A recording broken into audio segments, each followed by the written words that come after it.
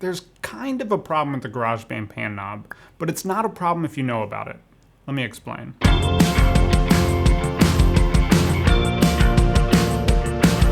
Welcome back to the Band Guide, where we use GarageBand to create professional sounding music. I'm your band guy, Colin.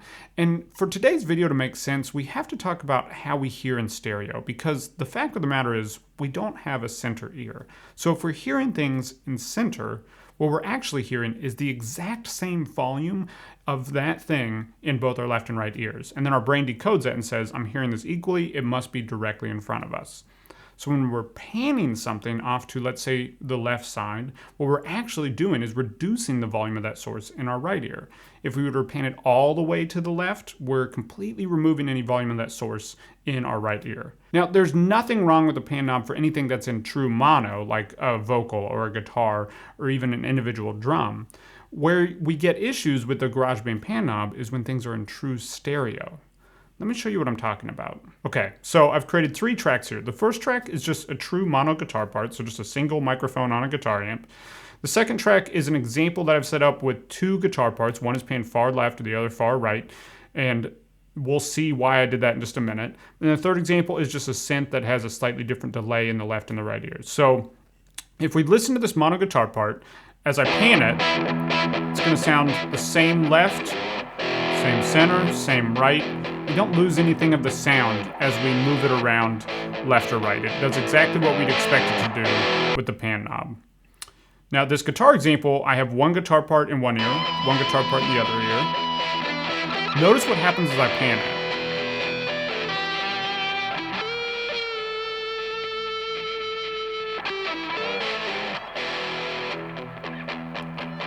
I completely lose whatever part is going on in the opposite ear. So if I pan it to the left, I lose the guitar part from the right. If I pan it to the right, I lose the guitar part from the left. Now this is an extreme example just to demonstrate a point, but this could be on anything. So in this other example here, on the synth example, I have a synth part, and I've just set a stereo delay on it, and it's a little bit different in the left and the right ear. So it has that fast 16th note delay in one ear, the slower quarter note delay in the other ear. And as I pan it off to the right, where there's a slow delay, you completely lose that fast delay. Opposite, you lose that slower delay.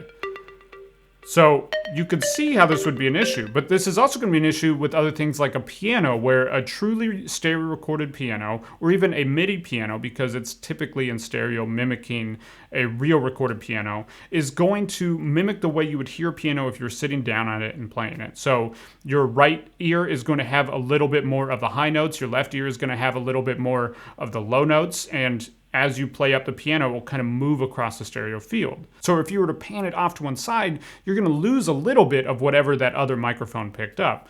Now, let's look at a way that we can fix this. So let's go back to our guitar example here, and we'll play a little bit of this. And we're just going to throw on the direction mixer. If we go down to imaging, direction mixer, and we're going to collapse everything into mono with this spread knob. So now everything is right at the center. And now as I pan it, I get all of it. If I pan it the other way, I get all of it. If I turn off this direction mixer, I only get what's in the right ear. If I turn it back on, I get a little bit of everything. So let's look at the same thing down on this synth example. If I go down here and I just add a direction mixer, if I collapse it down to mono, then as I pan it, I still get that fast delay in my right ear, whereas if I take this off, I lose it altogether. So again, these are kind of extreme examples, but they show you how, if you're not doing this, you're gonna lose some of that information as you pan things around. Now, you don't necessarily always have to put this all the way down to mono. If you're just gonna be panning off a little bit, you could just use the spread to kind of bring it closer to center so that then when you pan it, you're not losing everything that was in the far left or right ear.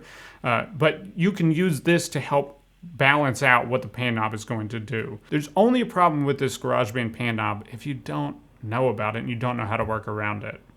Now, panning is a huge part of creating a big, wide, professional sounding mix.